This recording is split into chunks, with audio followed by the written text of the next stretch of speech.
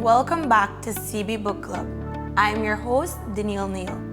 CB Book Club is a short video series that runs on CBTV, and through which we showcase our talented local writers and their work. Our hope is to arouse interest and to get people to read books by local authors. Today, our featured author is Miss Brittney Herrera, who is the writer of Sweet Dreams. Welcome to CB Book Club, and thanks for joining me. Hello, hi. Thanks for having me. No problem at all, Miss Brittney. How are you doing today? I'm doing good. How are you? I am great. So let's get started. Please tell us a bit about yourself. My name is Brittney Herrera. I am 28 years old, and I'm the oldest grandchild that both of my grandparents have. And I work at Atlantic Bank, and I have a master's degree in business administration. I love to read, write, and listen to music. Great. So, Miss Brittney, did you always have a passion for writing? Was this always something that you did? I've always had a passion for stories. My family used to read a lot to me when I was younger. And then when I learned to read, I just would not put a book down. And then when I learned to write, the stories just came. I started writing poems and then short stories, and it just evolved. And I've always loved it. Moral of the story is that if you are good at reading and if you spend time reading, it does contribute to your writing skills. Am I right? It does indeed. After having a couple artists, I think I can give some tips now. Yes. So, Miss Brittney, what inspired you to write a children's book, specifically Sweet Dreams? As I mentioned earlier, I'm the oldest of my siblings and the oldest grandchild, so I'm always surrounded by little kids. And I was the designated babysitter, and I love it. I love all of my little cousins so much. And yes, they were my biggest inspiration for this book. Sounds great. What message or lesson did you intend to leave with your readers? I know that it's a bit different when you have babies as your critiques, but what did you want them to leave with after they heard your book? Okay. Well, yes, it is a bit different, but I wanted them to, on the surface, I wanted them to go to sleep, basically. My little cousins, they're really fussy when they go to sleep, especially Aliana and Mercedes. They were the little ones when I was writing this book. And I wanted them to know that you can have adventures in your dreams and in your sleep. So don't be afraid to go to sleep. But when you read the little story that's in the story, it's about following your dreams and being whatever you want to be. You go for it.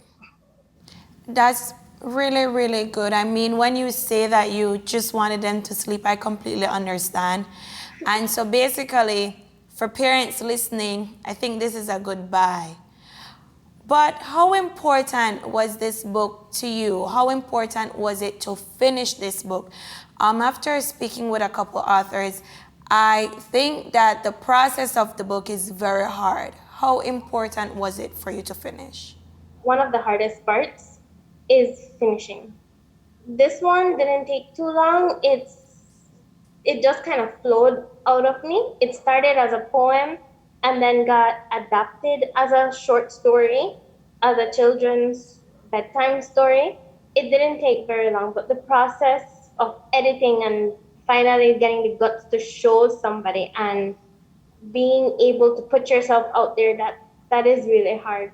And it's after pouring all of this time in it, even just writing it the first time, this book is so much a part of me. It's a little piece of me that I have out there. So it's very important to me. It's like my baby. Writing a children's book is different than writing a book for adults. I mean, children have shorter attention span. It takes a bit more technique to keep their attention and to keep the adventures rolling.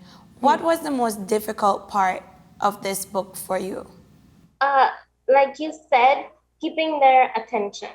I wanted the story to be good, but I also wanted the pictures to be good. They are very much visual as much as the words are important. The visual aspect of it was very important to keep them. It needed to be bright, it needed to be colorful, and it needed to be fun. So that was very important, and that was the hardest part, getting the images that you come up with to match the story that you're telling. If you can see, if you get a chance to look at this book or you get a chance to see it, it is a really beautiful, colorful piece. The little girl is such a beautiful mixed Belizean girl. Who helped you to work on the graphics, and were you involved throughout the whole masterpiece that was going on in the book? You know, most people say, well, I want a beautiful little girl. But were you involved? Did you choose the color of her hair? Did you choose the color of her clothes? How did that go? Actually, I was very involved because, as I mentioned earlier, my two little cousins, Aliana and Mercedes, who were very small at the time, I took two of their pictures and I sent it to my designer, my illustrator, and she came up with the image for Ali in the book. And it's just like a part. She's like my little cousin. She's like my baby. So I was involved in it from the beginning to the end. Every step of the way, my illustrator was like, "Are you comfortable with this? Is this what you had in mind?" And we had extensive meetings of what I wanted and how I saw it, and how the book turned out. It was basically like she went in my head and took everything out of there and put it on the page. It's amazing That to see. That is great to hear. I'm always so happy when I hear about the work that gets put into children's book, and I'm so happy to see the images that are put out in these books. As a child, you know, I had a book that my parents made for me, and it was Barbie, and she didn't look much like me. And so to see all the hard work that the Belizean authors are putting into these children books, I am very much proud of you and all the other children book writers out there. So Thank you. tell us, to any aspiring authors out there who are struggling, what advice, what encouragement do you have to give to them? Keep on writing. Write as much as you can about anything and everything you want to, and find someone that you trust and you know to share it with them and ask for their honest opinion. At least that's how it worked for me. You just share it with them, and any feedback is good feedback. Feedback helps us grow and learn and evolve as writers. So don't hold back and don't be afraid. Failures is just another way to show you how to succeed. Just keep at it, and eventually you'll get there. Inspiring, Miss Brittney. How can people purchase Sweet Dreams? Sweet Dreams is available on Amazon.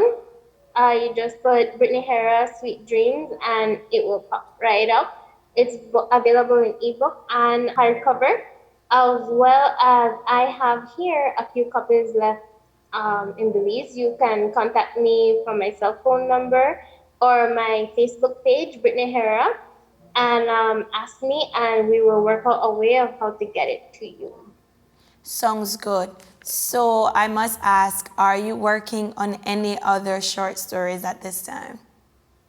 Actually, I am. I have one that is set to release in December. Right now, we're going through the final drafting of the images that work out with the story that I want to tell, and it will be available for pre-order on Amazon by the end of October, and it'll be released in December, both on Amazon and here in Belize. Well, there you go. I hope that I get to read that one. I hope that you get to come back on CBTV. So very, very much proud of you. I can't let you leave, of course, without me asking. Can you please leave us with some must reads that you recommend for our readers at home? My favorite book is Pride and Prejudice from Jane Austen, so I always need to recommend that. I'm kind of like classically inclined in even when it comes to Jane Austen, William Shakespeare, and all of the Greek tragedies. I love Greek tragedies; they're really good. But another one that's more contemporary for right now, it's a series called The Red Queen by Victoria Aveyard. If you're into fantasy and superpowers, that is go-to. Excellent. Thank you so much, Miss Brittney. Keep on writing. We look forward to your next publication. And thank you so much for joining me today. I wish you all the best. And I also wish readers to go out there, parents, mommies, go out there and get the book. The book is a sweet book. The image is beautiful. And I'm sure that the little ones will enjoy it. Thank you, Miss Brittney. Thank you too. Bye. And on that note, viewers, we have come to the end of another edition of CB Book Club. Thanks for watching. If you want to be interviewed, send us an email at info@colorblind.bc. You can also email us if you have suggestions for other Belizean books that we should promote in our CB Book Club. Until I see you again, take care and keep reading. Goodbye.